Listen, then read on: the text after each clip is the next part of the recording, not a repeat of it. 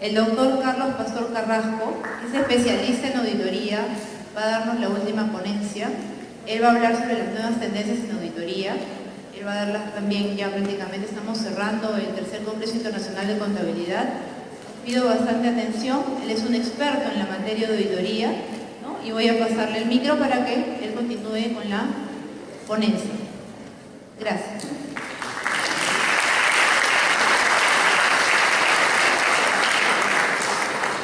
Muy buenas noches, tengan todos. Yo soy el último, ¿no? Se dice, lo sabroso queda para el final. Entonces, trataremos de cubrir esas expectativas. Mi especialidad es contabilidad, pero me dediqué más al aspecto de auditoría de tecnología de información. En razón de que seguí una maestría en ingeniería de sistemas, he sido gerente de sistemas varios años, además de auditor, y ese ha sido mi mundo, ¿no? A veces uno llega a contabilidad porque la oportunidad lo lleva a ese sitio, ¿sí? ¿Cuántos escogieron contabilidad porque querían estudiar contabilidad? A ver, levanten la mano. Sí, hay un buen grupo, ¿no? Yo quería ser médico. Y finalmente llegué a contabilidad. Pero realmente haber elegido contabilidad es una cosa muy importante en el mundo de los negocios. ¿Por qué? Porque el contador ve de todo. Y de esa manera ustedes pueden revisar todos los aspectos de la organización. Como dijo el anterior expositor que habló sobre finanzas, ¿no? ¿Recuerdan? También contador, pero se dedicó al mundo de las finanzas. De igual manera sucede en tecnología. Un poco que me han adelantado con los temas, entonces algunos temas los voy a tratar muy rápidamente porque ya han sido expuestos, y solamente quería un poco recordar qué había pasado en el mundo desde el año 1900, ¿no? Estamos en 2018. ¿Qué pasó de 1900? En 1900 la idea era que se fabricara en masa todo. Mientras más de lo mismo pudiera fabricar, mejor, ¿cierto? Esa era la intención. Si yo les digo a ustedes que quiero hacer una empresa, ¿en qué pensamos primero? Vas a hacer una empresa. El capital. ¿Qué hacemos con el capital? Compramos inversiones, ¿no? ¿Cómo qué?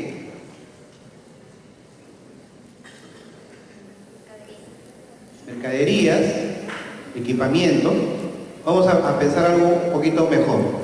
Si pensamos en crear una empresa que alquile hoteles, o sea que tenga donde poner a las personas que vienen al país, ¿en qué pensaríamos?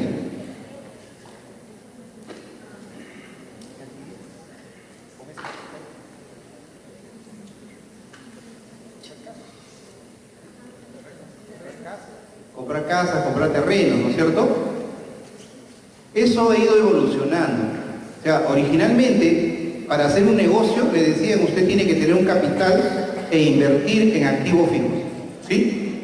Y luego en mercaderías, equipamiento, etc. O sea, nadie se pone a pensar de que yo podría hacer un negocio sin tener lo que requiero para hacer el negocio. Si quiero hacer una empresa de taxis, tendría que tener taxis. Si quiero tener una empresa de hoteles, tendría que tener hoteles. Y vamos a ver cómo ha ido evolucionando esto, ¿no? En 1960 apareció la era de la distribución, porque lo más importante era distribuir el producto, ¿no? Distribuir el producto hacia diferentes lugares. En los años 1990 hasta el 2010 nos hablaban de la era de la información. Y miren, la era de la información ya quedó atrás. Estamos en la era del cliente. ¿Por qué? Porque el cliente tiene demasiada información, ¿no? Ustedes se dan cuenta cuando revisan sus correos, el Facebook, y a veces cuando yo reviso el correo tengo 100 correos que han llegado. ¿Podemos leer tantos correos? Ya no. Es imposible. Entonces se inventó el WhatsApp, que llega más rápido, que llega solamente a un grupo, inclusive hacemos grupos, ¿no? de la micro del aula, del barrio, ¿no? De la promoción, etcétera. Entonces ya sabemos a restringir un poco más nuestro mundo del trabajo, ¿no? Estamos ante un mundo globalizado, lo han dicho los anteriores expositores también. ¿Cuáles son los retos que nos presentan? En primer lugar, barreras comerciales reducidas. O sea, nosotros podemos vender o comprar un producto de la China, ¿no? Ustedes sabían que hay una página que nos permite ingresar y poder pedir cualquier producto, ¿sí? Y nos trae, ¿no? Esto nos ha ayudado a la capacidad de banda ancha, donde ahora los ofrecen, como decía también que me antecedió en la palabra, que estamos nosotros ya entrando al 5G, ¿no? ¿Qué significa el 5G? Que hay mucha mayor facilidad de comunicar. ¿Por qué? Porque somos millones de personas que usamos celulares. Y miren, una investigación que hice, me di con la sorpresa que en el Perú habían cerca de 60 millones de celulares. Y nosotros somos 40 millones. Quiere decir que hay más celulares que personas. Bueno, también tiene que ver cuando uno le roban el celular, ¿no? Y ese mismo celular se reutiliza, etcétera, ¿no? Entonces, bueno, hay una serie de situaciones diferentes. La tecnología digital prácticamente ha copado todo. Desde las fotos, las compras, los libros, ¿no? Ahora hay libros digitales. Y ustedes están en el mundo de la contabilización digital. Facturas electrónicas, libros electrónicos, planillas electrónicas, etcétera, etcétera, electrónico. Ahora tenemos el Declara Fácil, ¿no? Pero se va a arreglar, porque siempre al comienzo es así. Imagínense cómo serían hace muchos años atrás, cuando recién entramos con Internet. Para entrar a Internet había que esperar el tono de Internet, la comunicación de Internet, y entramos a Internet y no había nada. Estaba empezando. Y poco a poco se ha ido llenando de portales, de accesos y una serie de información que ahora sí hace interesante ingresar a Internet, ¿no? Pero es un proceso. Entonces hablamos de la tecnología digital, la telefonía celular, las redes sociales que realmente han copado todo, ya lo comentaron también, y finalmente hay una masa crítica de computadoras personales. O sea, ya tenemos computadores de todo nivel, ¿cierto? La tecnología vino para quedarse. Y cuando hablamos de tecnología, se piensa solamente en computadoras. Yo quería hacer un poco el símil. En la época, si nos podemos retroceder 5.000 años atrás, ¿cuál era la tecnología? 5.000 años atrás, para los contadores de esa época. Estamos hablando de los sumerios. Los sumerios trabajaban con tablillas de arcilla.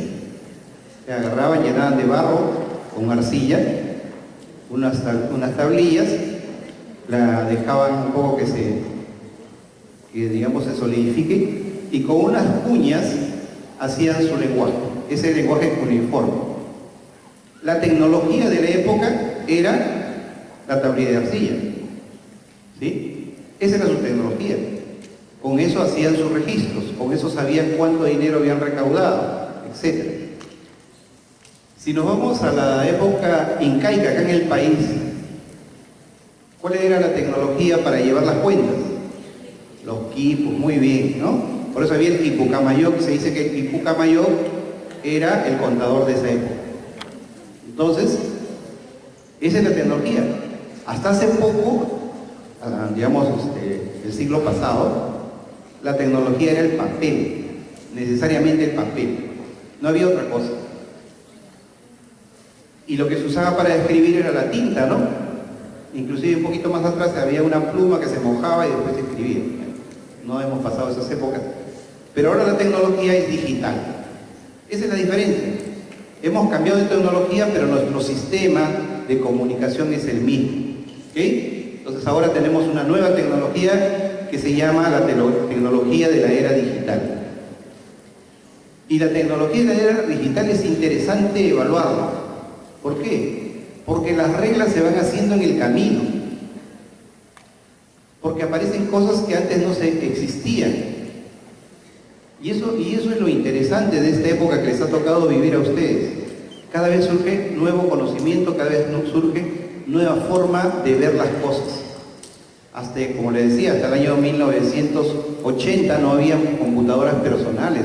Las únicas computadoras que existían eran grandes computadoras que ocupaban todo un edificio, ¿sí? En historia deben haber visto, un edificio, y normalmente no podía comprar una empresa, lo compraba el Estado o lo compraba una universidad, ¿no?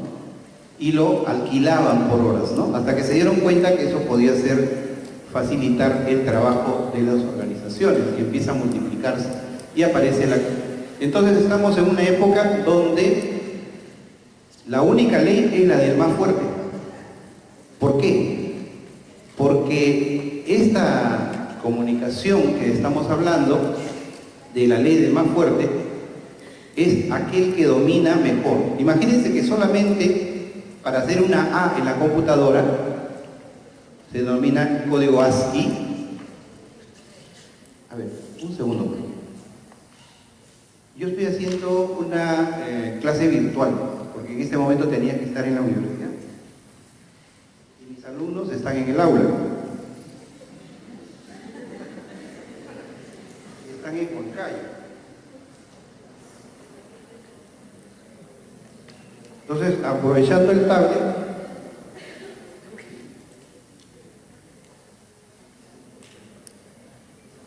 y a través de un software, yo me voy a conectar con ellos.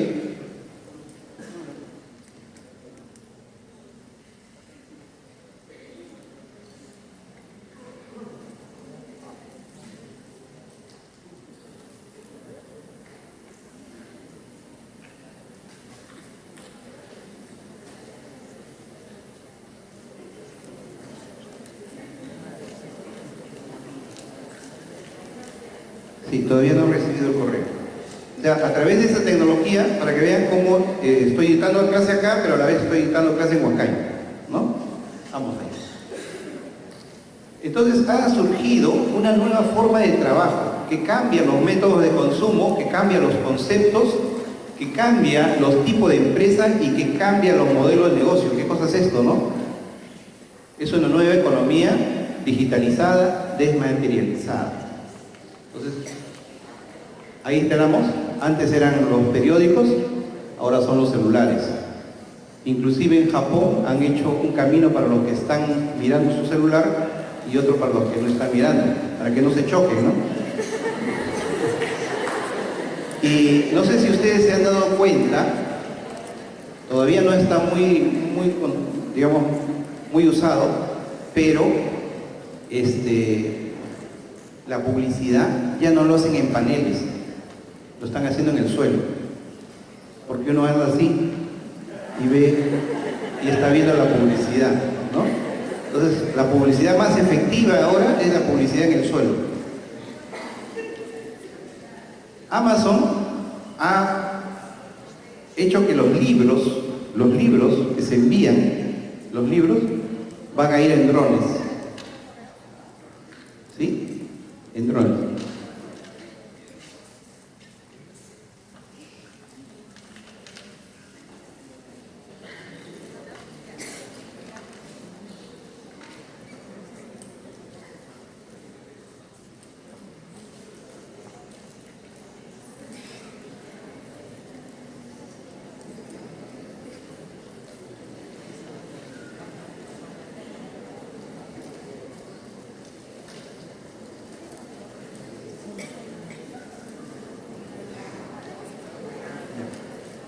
Ok, entonces imagínense, estamos dándole otro uso a la tecnología también, ¿no? O sea, los drones los usamos como para juegos, ¿no? Que se subía, se bajaba, etc. Para sacar fotos, ¿no? Pero ahora para entregar libros. Para servir también, ¿saben qué? En medicina hay unos aparatos que usan para el corazón, ¿no? También hay ambulancias drones. la que llegan en sitios que es difícil de llegar debido al tránsito, se posicionan y cualquier persona puede instalar y hacerle esta resucitación. Y ahora tenemos una nueva forma de trabajo, que por eso que les hacía la pregunta a algunos de sus compañeros, ¿cómo es que piensan el negocio? Tenemos que tener necesariamente el capital, obviamente sin capital no se hace empresa, pero el capital se invierte ahora en tecnología. Entonces, por ejemplo, Internet está creciendo exponencialmente, ya lo dijo en los anteriores expositores, ¿no? Y hay una serie de redes que se están comunicando. Hay, mire, 200 bytes, actualizaciones por minuto, y se va cambiando, ¿no? Va cambiando la información. La cantidad a nivel mundial que se está haciendo, los mensajes, los correos, las presentaciones, etcétera, es algo realmente incontrolable. Hay una empresa que se llama Airbnb, ¿no?, que se dedica precisamente a hotelería. Y los que pensaron hacer esta empresa dijeron, ¿para qué vamos a hacer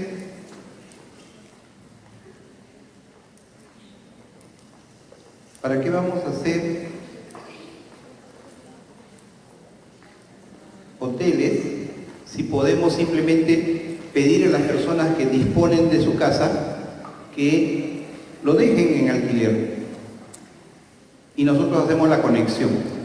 Miren, este fue para Quito. Una vez que tuve que viajar a Quito, entré a esta empresa y me saca los precios en la moneda que tú estás, ¿no? Y te presenta las casas y lugares donde están, inclusive un mensaje del que estuvo anteriormente en esa casa, diciendo es un lugar bonito, es un lugar feo, ¿no? No tiene muchos amigos, qué sé yo, vecindario, bullanguero, etc., ¿no? No dispone de ninguna habitación a nivel mundial. No ha hecho inversiones en habitaciones. Pero tiene un valor de 25.000 millones. Tiene más de 60 millones de usuarios registrados. 60 millones de personas que viajan alrededor del mundo. Y más de 2 millones de habitaciones listadas. O sea, pueden ustedes entrar a esa página y van a ver lugares de todas partes. Desde la alquila desde un cuarto, una habitación, una casa, una residencia, un palacio. Pueden gastar desde 60 soles, 20 soles, hasta 200.000 soles por día, al gusto del cliente. Se ha multiplicado en los últimos años 365 veces, perdón, 350 veces.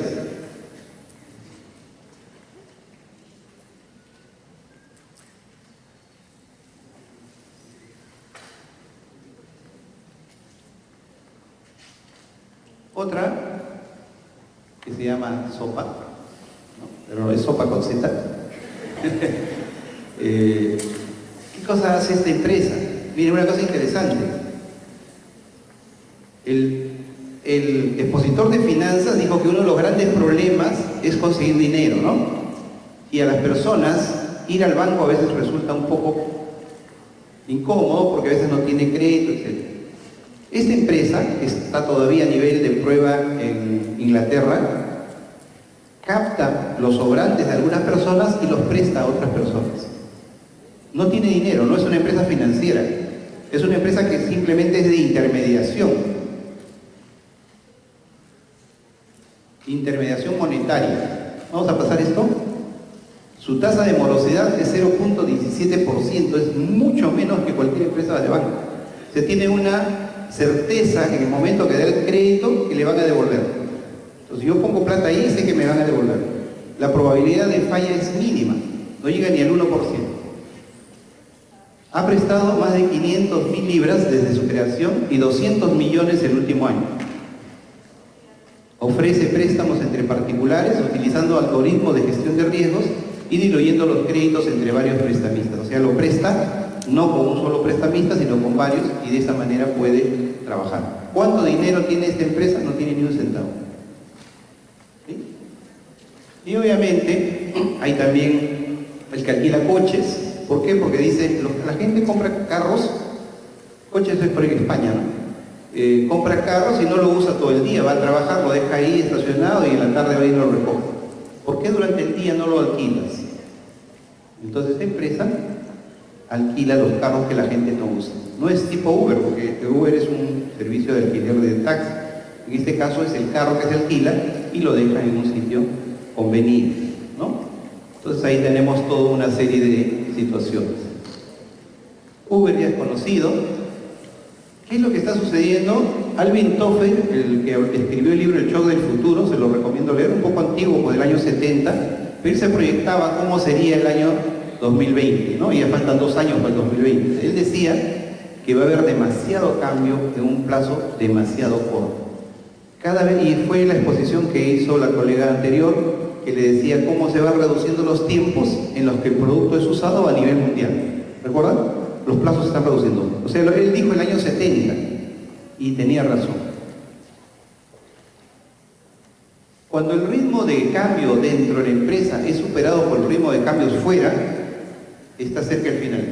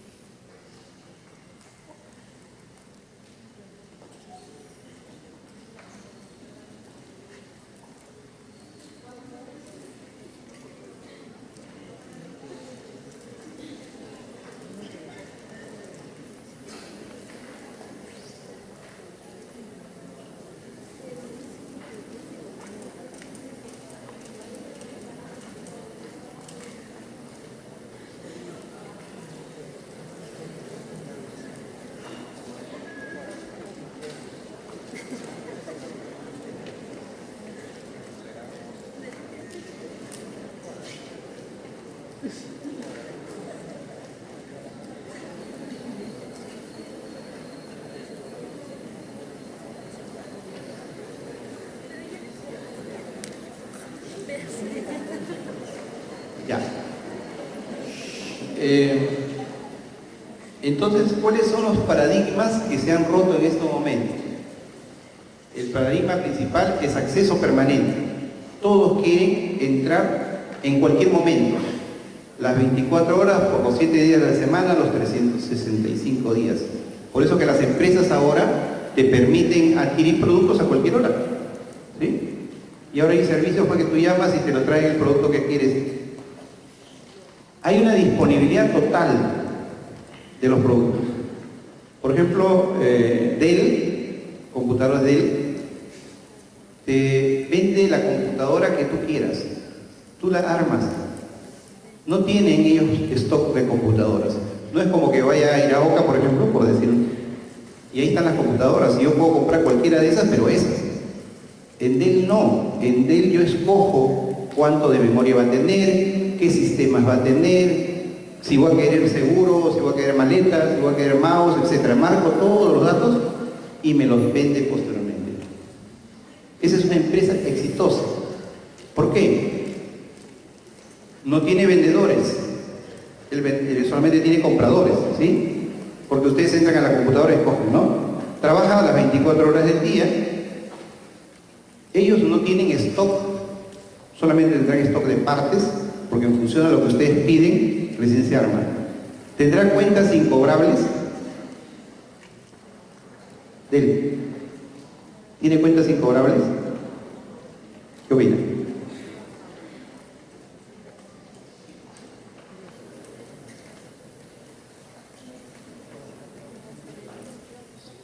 Para mandarle la computadora, primero ustedes tienen que pasar la tarjeta de crédito y ya está pagado. No tiene incobrables. No tiene incobrables. Porque si yo no pago no me mandan, pues, ¿no? Fácil, ¿no? Buen negocio. Oferta ilimitada y pago online. También se estaba hablando, ¿no? Ahora la mayoría de personas usa tarjetas para pagar. Hasta 10 soles, dice, ¿no? A partir de 10 soles en adelante con tarjeta. Si no es uga, dice, ¿no? El mundo nuevo es muy atractivo, como hemos visto, qué bien, ¿no? Estamos en el mejor de los mundos, entonces no necesitamos auditores, como decía el profesor Víctor Camarena, ¿no? Ya los auditores cada vez están reduciendo su ámbito de trabajo como auditores, pero como contadores el contrario está creciendo, ¿sí? Pero les decía, de repente la gente ya no va a querer ser auditor, pero realmente se puede hacer ambas cosas, ¿no? Yo como auditor de TI, por ejemplo, tengo un campo tremendo porque todos los trabajos son de tecnología ahora, por efecto precisamente de que todos estamos cambiando. Esa tecnología, son pocos los actores, lo que puede concentrar mucho el riesgo. En todo el mundo hay pocos proveedores identificados, ¿no? Y por otro lado, hay falta de ética, ¿no? Estamos viendo todos los días en la televisión todas las cosas que se hacen que uno no sabía, ¿no? Se ve feo, ¿no? Y en el mundo también, porque hemos visto casos así flagrantes en que mucha gente ha perdido su dinero, ¿no? Ha perdido mucho de su dinero. Carencia de estándares internacionales de auditoría interna, reportes financieros, movimiento de libre comercio, hurto de la propiedad intelectual, ¿no? Y eso es un problema también muy grave que ustedes, por ejemplo, como alumnos que tienen que hacer trabajos de investigación, tienen que, se dice leer, tienen que leer, pero luego no deben copiar, ¿no? Como suyo, sino tienen que decir, esto no es mío, esto lo dijo fulano, esto lo dijo sultano, ¿no? De tal manera que de esa manera nosotros respetamos la propiedad intelectual. Y además, al conocer más cosas, puede surgir de nosotros nuevos pensamientos. Nosotros no podemos esperar que otros investiguen por nosotros, que otros nos den soluciones a nosotros. Nosotros decimos, acá tengo un teléfono de última generación y estoy esperando que salga la siguiente. ¿Por qué no trabajamos nosotros en generar la siguiente en la especialidad que tengamos cada uno, ¿no? O sea, trabajar en mejorar los procesos, en mejorar los problemas hay por todos lados. Entonces vamos a ir viendo eso, ¿no? Adicionalmente, han salido pues una serie de normas que de una manera u otra nos afectan al trabajo de nosotros. La ley SOX en Estados Unidos, ¿no? El JSOC de Japón, el IFAC, Basilea II, ¿no? El COSO, RM, ¿han escuchado del COSO? Sí, todos, ¿no? ¿De qué trata el COSO? Básicamente de control interno, que hablaron acá también, ¿no? La importancia del control interno. Requisitos de financiamiento del Banco Mundial y otra serie de normas. Ahí resalto la de ética y el ISO 31000, que es la norma antisoborno, ¿no? Que es nueva también, que también tenemos que leerlo. Porque miren, que en América Latina todo lo que ha sucedido con Odebrecht, ¿no? Que se ha metido en toda América. No hay país que no haya sufrido, y no han ido a los niveles bajos, sino a los presidentes, los vicepresidentes, los ministros, hasta los postulantes a presidente, ¿no? Entonces, es terrible. Tenemos que tener mejores procedimientos para trabajar. A lo donde iba, básicamente por el tiempo también, es el ciberdelito. Así como hay situaciones buenas, también hay situaciones malas. O sea, hay situaciones que nos permiten o nos van a presentar alguna irregularidad en el trabajo. El ciberdelito es el delito originado por medios informáticos en algunas de sus fases. No se trata de nuevos delitos. Cuidado con la silla, sí, está un poco débil.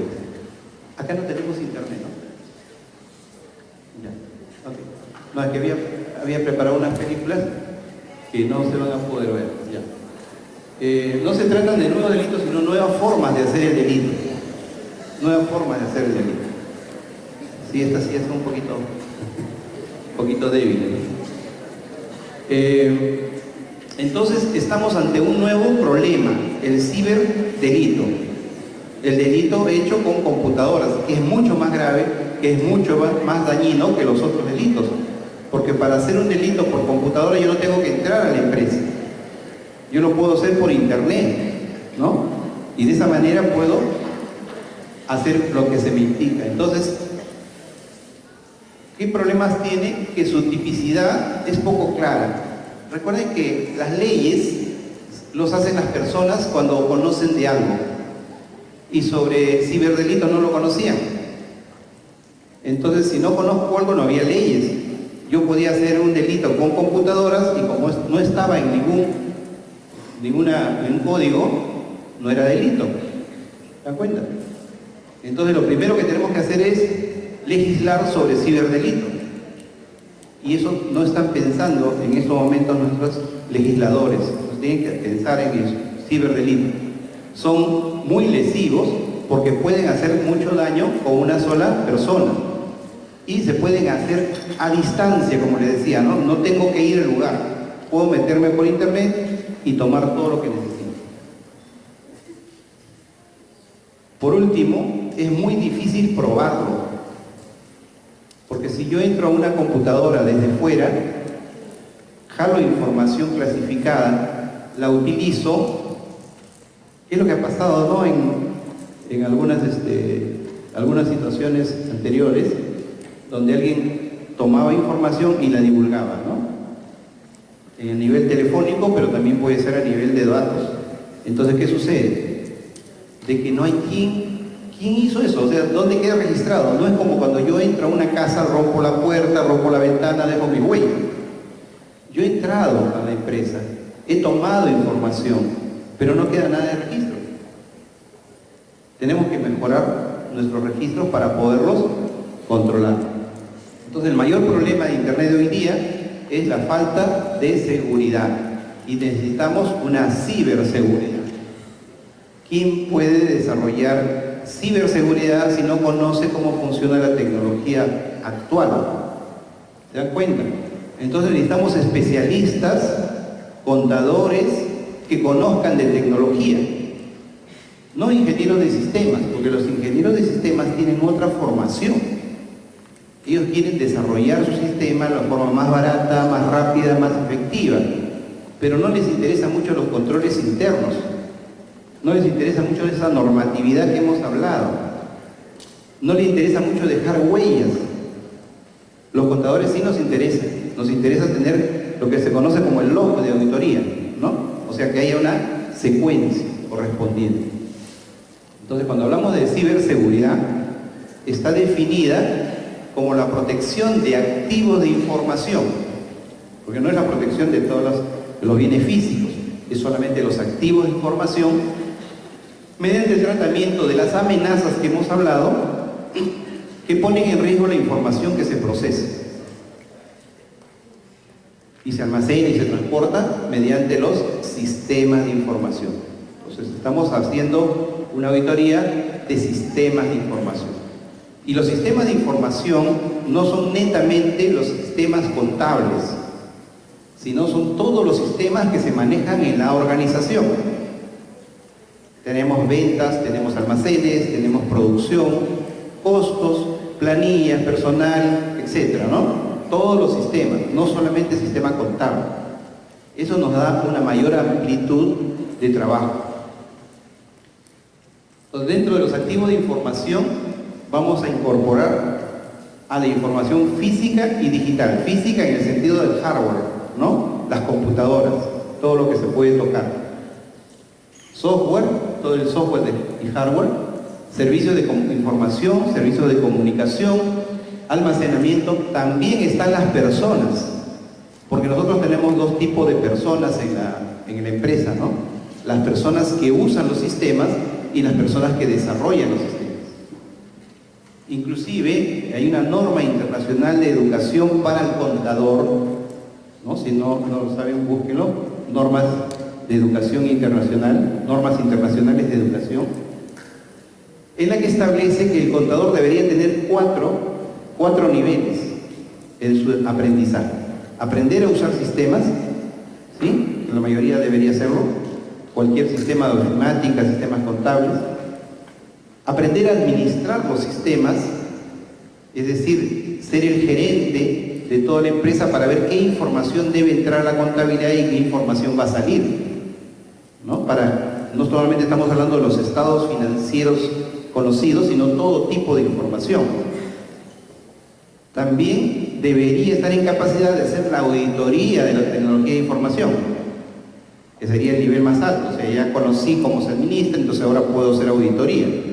Y finalmente, lo que hacíamos hace muchos años, desde que se inventó la contabilidad hasta que llegaron los ingenieros de sistemas, diseñar sistemas contables. Los únicos que diseñaban sistemas contables eran los contadores. Cuando aparece la tecnología, vienen los ingenieros de sistemas y desarrollan sistemas contables computarizados. Y finalmente ellos son los que están dándonos los sistemas a nosotros, y esos sistemas deben ser desarrollados por contadores. Entonces deberíamos diseñar sistemas para la organización. Es el último nivel, ¿no? La universidad debería formarnos con los 3 primeros niveles: hacer uso de sistemas, administrar los sistemas y hacer una auditoría de sistemas, por lo menos de forma básica, ¿no? Y luego ya pensarán en diseño. Los sistemas de información establecen servicios activos y utilizan los elementos precisamente para el manejo de la información. La información es tan importante en la organización como cualquier otro recurso.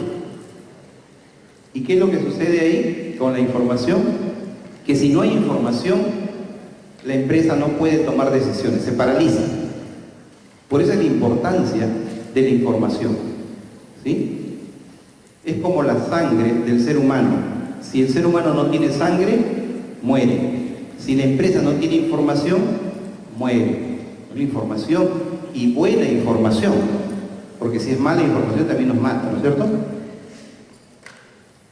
Entonces, para hacer la seguridad de la información tenemos que hacer un sistema de protección contra las amenazas con la finalidad de que pueda continuar el negocio, que no se detenga. Precisamente le decía la parálisis esta que ocurre, no va a ocurrir. Debe minimizar el riesgo.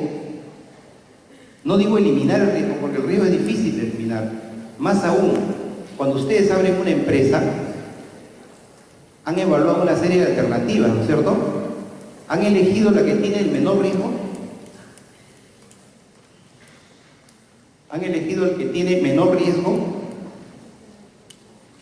Elegirían la inversión que tenga el menor riesgo. ¿Qué dicen? La que tiene el mayor riesgo. Tampoco, ¿no? La que tenga riesgo controlado.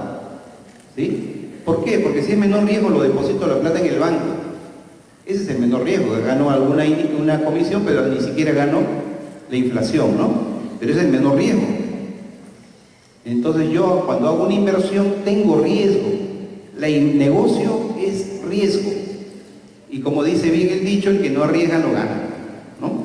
Entonces tengo que arriesgar con un riesgo controlado, ¿ok?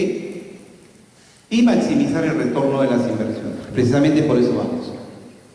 Existen documentos que apoyan la necesidad de que los auditores internos apliquen sus conocimientos para gestionar y comunicar los riesgos tecnológicos. Y es válido para cualquier auditor también, ¿no?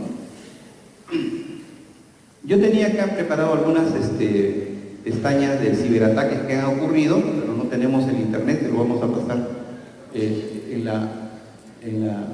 ¿Sí hay? A ver, ¿podemos presentar esa?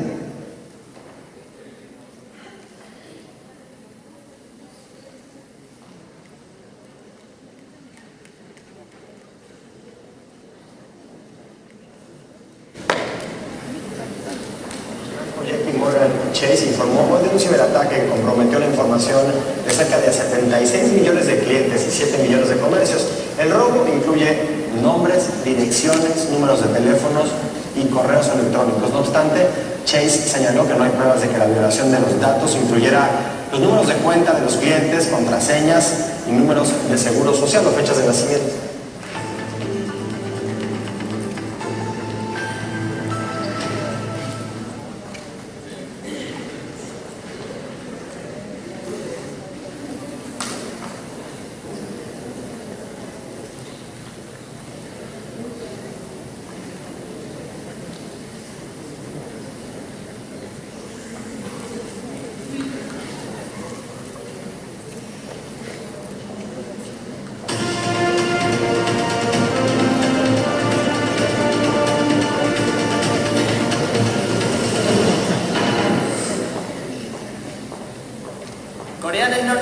quedado este martes sin acceso a la mayoría de las páginas de Internet establecidas en el país, después de que Estados Unidos anunciara el pasado viernes que respondería de forma proporcionada por el ciberataque a Sony Entertainment.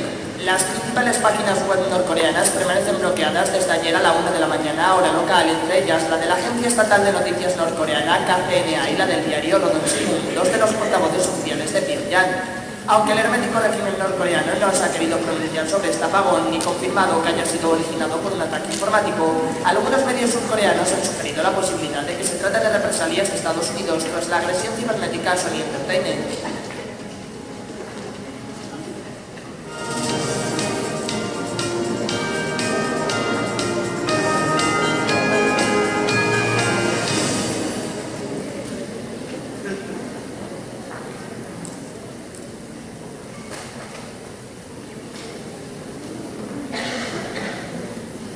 Hemos visto dos videos, hay muchos más, por supuesto, si ustedes buscan ataques, que ocurren constantemente. Estoy entrando a una página, no sé, también a veces tengo problemas en ingresar. Este es un proveedor que se preocupa en ver los ataques, los ciberataques que existen en el mundo, con la finalidad de controlarlos y mandar, obviamente, con un costo. No entra. Sí, tiene problemas. Gracias. Donde se veía visualmente todos los diferentes ataques que ocurrían desde Estados Unidos a diferentes zonas o desde diferentes zonas de Estados Unidos, y esa empresa se dedica a precisamente darle protección, ¿no? A través de un software, o sea, vender software para protegerlo y de esta manera solucionarlo. Vamos a ver. Entonces Sony alcanza un acuerdo económico con las víctimas de lo que hablaba la película. Sony tuvo que pagar $8 millones a las personas que habían sido afectadas por este ciberataque. Hace poco en Lima también hubo un ataque en los bancos, no sé si te enteraron, ¿sí? Cerraron los bancos porque no podían contener el ciberataque. Entonces es algo real y algo tangible. Y miren, yo estuve investigando y me encontré, bueno, es otro también, este es el que no pudo funcionar, del comercio. Salió una notita pequeña, se la voy a leer. Dice: un reporte de la empresa Casper Lab revela que en los últimos 8 meses del año se han detectado en Latinoamérica 6.217.216.773 ataques de malware, o sea, código malicioso, que representa un aumento del 59%, lo que significa que han habido 33 ataques cada segundo. Y uno de los ataques que se estuvo viendo era uno que entraba a las páginas de las pequeñas empresas, les bloqueaba su password de acceso y le mandaba un mensaje: si quieres que se active tu password, deposita 100 soles en tal cuenta. 100 soles. 100 soles no es mucho, ¿no es cierto? Pero multipliquen por la cantidad de pymes que hay. ¿Cuántos pymes hay? Dicen que es el 99% de todas las empresas del Perú. Entonces yo me puedo hacer millonario bloqueando accesos a los pymes. ¿Por qué? Los pymes no tienen ningún sistema de seguridad, porque se sienten confiados, entonces manejamos muy poco. ¿Quién va a darse el trabajo de atacarnos, no? Pero sin embargo, ve cómo se puede hacer, ¿no? Y ahí no me deja mentir esta noticia. Entonces hay una serie de situaciones que le llamamos conductores del ciberdelito, que tenemos que estar preparados. El ciberdelito hace que la tecnología se vuelva permeable. ¿Por qué? A ver, muchos de ustedes tienen cuenta de un banco, ¿no es cierto? Y hacen sus transacciones por el celular o por internet. Y no van a la agencia. ¿A quién se le ocurriría ir a una agencia, no? A hacer un pago. Ya no, eso era de antes, ¿no? Entonces, el banco podría decir: a partir de la fecha, con la finalidad de no tener ningún problema, voy a dejar de atender a internet. El banco que haga eso se quedó sin clientes, desapareció, porque la regla es que sea precisamente accesible. Y eso es lo que nosotros vemos. Internet, el cloud, móvil, social, son plataformas que tratamos de hacer para compartir, no para restringir. Y ese justo es el motivo por el cual nosotros tenemos esa situación de apertura. Cambio de los modelos de negocio. Hemos visto Para llamar a un celular, para llamar a un taxi, la mayoría usa un celular. ¿Por qué? Porque es lo más fácil. Hay varias empresas, inclusive ahora en competencia, ¿no? En la selva se alquilan motos como taxis, ¿no? Para aquellos que son de la selva. Se llaman también por teléfono. También tienen su Uber de taxi, de motos, ¿no? Imagínense. ¿Ya? En todo, ¿no? El negocio, la idea es el negocio. O sea, yo no tengo el negocio, no tengo el activo como antes. Ha cambiado el modelo. Como consecuencia, hay más datos que proteger. Todos ustedes tienen información en Facebook, como decía mi anterior exposición, ¿no? Expositora. Tienen miles de fotos. Hay demasiada información. Antes no, pues. La abuelita tenía el álbum de fotos guardado bajo llave, ¿no? Y lo sacaba cuando iban los nietos a visitarlo. Ahora están ahí en internet, todo el mundo lo puede ver, ¿no? Ha cambiado los conceptos. Hay mucha información. Hay una amenaza de actores con varios motivos, o sea, los hackers que hablamos, la constante innovación del ataque. O sea, los que atacan ahora son más inteligentes que nosotros. Si yo le pongo una seguridad, lo rompe. Pongo otra seguridad, lo rompe. Quiere decir que son más inteligentes que nosotros, ¿no? No es cualquier gente. Inclusive hay, digamos, delincuentes, entre comillas, que han estudiado en Harvard. Porque les gusta entrar a la computadora, les gusta entrar en medio y al final, como es fácil, yo puedo ser muy honesto, pero si veo una arca ahí enorme de que puedo sacar información, de repente cambio, ¿no? De repente. Esperemos que no. A menudo están fuera del alcance de la aplicación de la ley de un país. Había unos servidores que estaban en un satélite. Ya están dando vuelta. La información estaba en el espacio. ¿A qué legislación le utilizamos cuando venda algo? Todavía no está legislado, por eso le digo, la ley va detrás de la tecnología. La tecnología avanza más rápido. Y después, cuando uno se da cuenta, oye, no hay una ley que establezca si el satélite está en el espacio, ¿dónde lo vamos a tributar? Está dando vueltas permanentemente, ¿no? Hay que mejorar todo eso. Para ello, se ha establecido 3 líneas de defensa. Deben haber escuchado esto, ¿no? Las 3 líneas de defensa que debe existir en la empresa, que también lo manifestó el doctor Víctor Camarena, ¿no? Que dice que nosotros tenemos que estar preparados. ¿Por qué? Porque el fraude o el robo o la corrupción de las empresas no la puede detectar el auditor. No es su función básica. Puede estar atento, puede aplicar todos los pasos y los lineamientos, pero no puede garantizar que no detecte el fraude. Para eso están los controles internos, que viene a ser la primera línea de defensa. Esa primera línea de defensa es la que tiene que estar constantemente viendo qué sucede, cómo sucede, qué controles tenemos que poner, cómo nos protegemos, etc. Podemos asesorarlo a la primera línea de defensa, pero no podemos cubrir su trabajo porque es un trabajo del día a día. El auditor va una vez, en un periodo corto, es imposible que pueda ayudarlo. Entonces viene la primera línea. La segunda línea son los que van a tener la función de gestión del riesgo de información y tecnología, ¿no? La que estamos evaluando en estos momentos. Y debe establecer lo que conocemos como el gobierno de TI. Ese es uno de los aspectos más importantes que debería ya divulgarse en mayor proporción a las empresas. El gobierno de TI protege, como decía, al accionista menos favorecido, porque existe lo que se conoce como la teoría de la agencia. ¿Hay escuchado sobre la teoría de la agencia? ¿Alguno? ¿Nadie? ¿Sí? Bueno, no quiero preguntarles directamente a uno. Vamos a...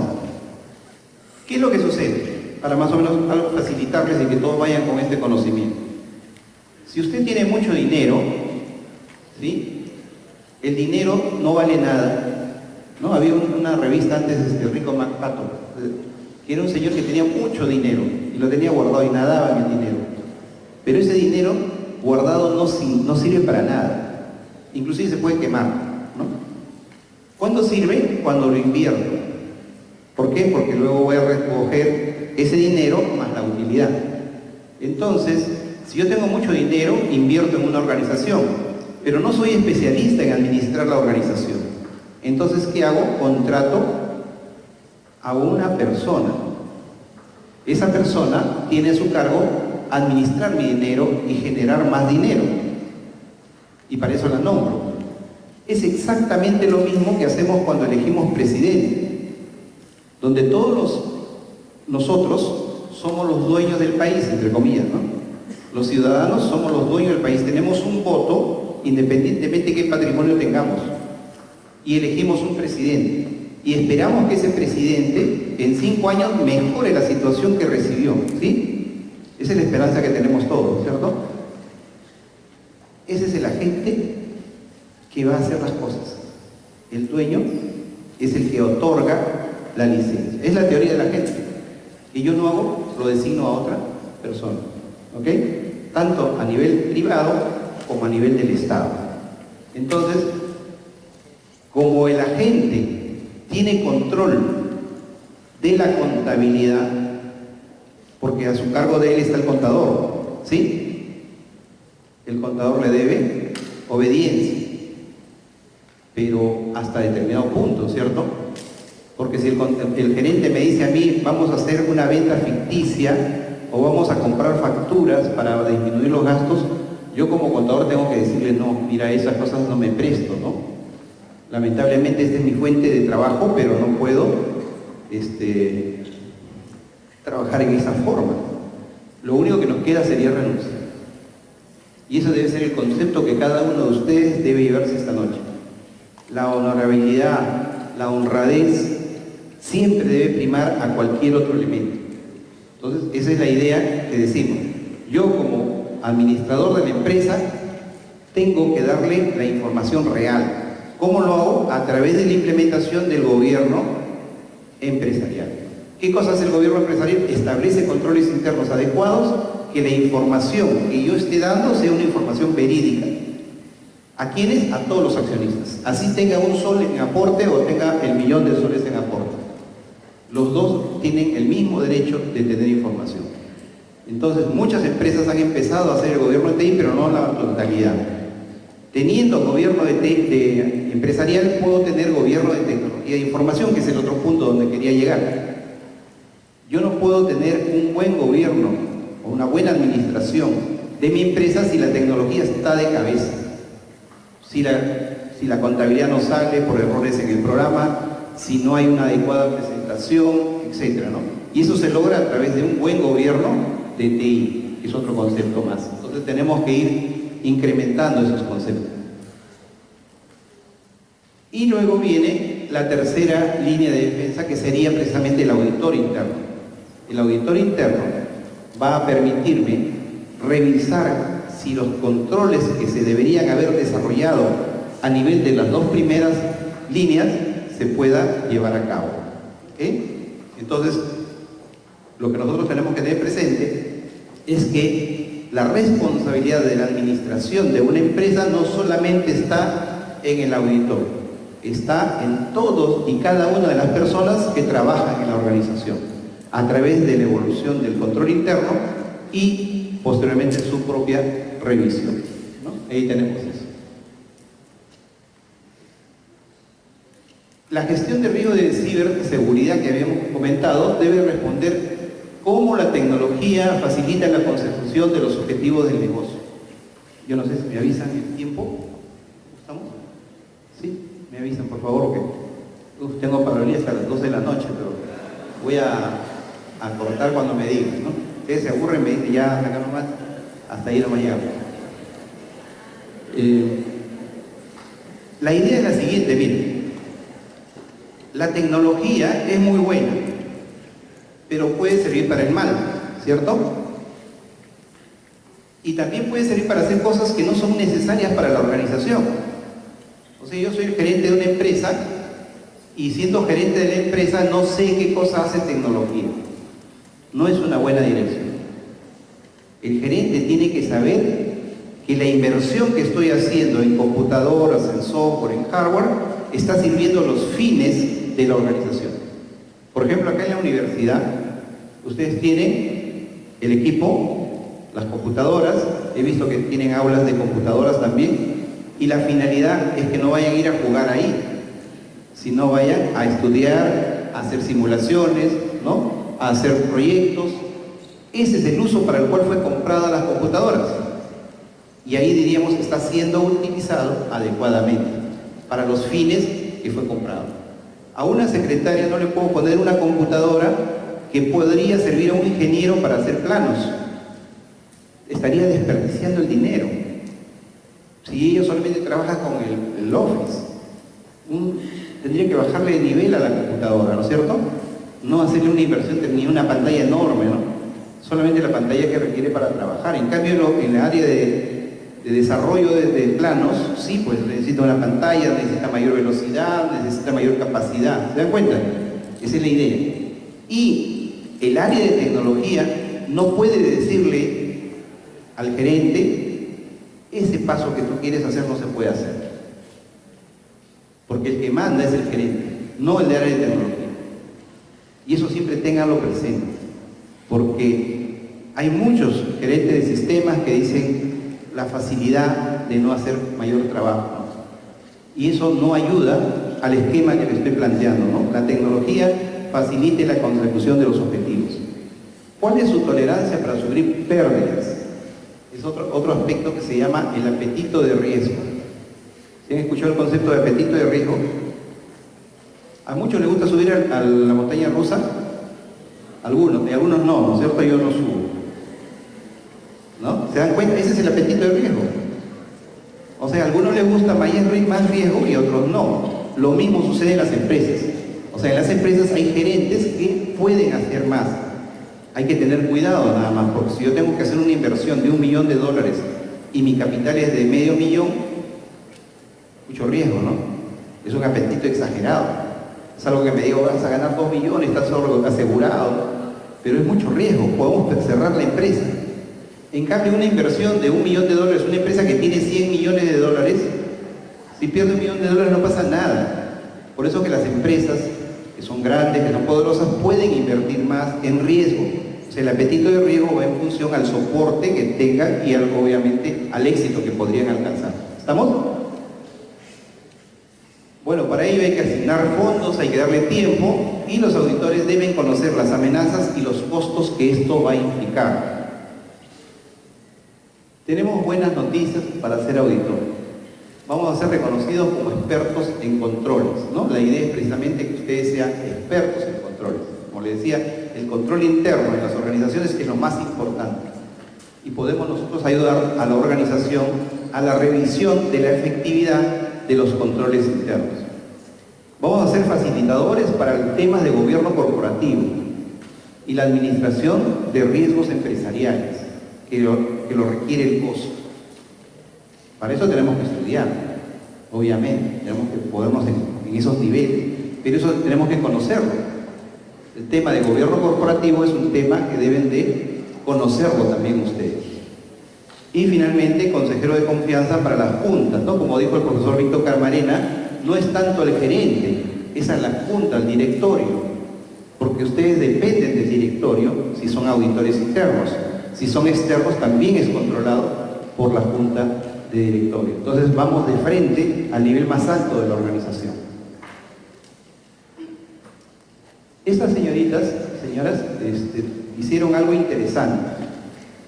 Salieron en Time el año 2002. 2 de ellas son contadores, una es abogada. ¿Alguien sabe de qué se trata? Copié de internet lo siguiente. La primera era vicepresidente de Enron y escribió al presidente Kenneth Lay en el año 2001 una carta en la que le decía, por si acaso, la forma que se está registrando la contabilidad está mal. Esa es la actividad que ustedes deben de tener. Ante algo malo, comunicarlo. El gerente no hizo nada, obviamente, se fue abajo, pero fue una mujer que fue reconocida posteriormente. La otra señorita, Colin Rowell, era abogada de FBI y pasó un memorándum al director del FBI, Robert Mueller, porque ignoró las súplicas de su oficina en el cambio de Minnesota, donde vivía este señor Zachary Moussaoui, que está acusado como co-conspirador. O O sea, ya lo sabía de antes. ¿Sí? Y no le hicieron caso tampoco. Y finalmente, Cynthia Cooper hizo explotar la burbuja de WorldCom cuando informó a su junta directiva que la compañía había cubierto 3.8 millones en pérdidas a través de una contabilidad falsa. Miren, el hecho, esto más o menos en términos de traducción se le llama los soplones, ¿no? Pero en este caso eran soplones buenos. Avisaron a tiempo y no les hicieron caso. Pero eso le valió salir en una carátula de una revista más importante de Estados Unidos. Yo espero que ustedes sigan ese ejemplo y puedan salir en alguna revista precisamente detectando, comunicando. Ni siquiera ellos hicieron al público, lo hicieron internamente, ¿no? Siguiendo el camino adecuado, el debido proceso, se dice, ¿no? Yo espero que ustedes más adelante quiero verlos en alguna revista. Muchas gracias.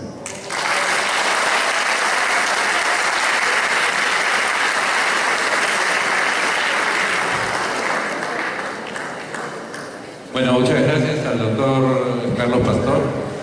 Chicos, por indicación de nuestra directora,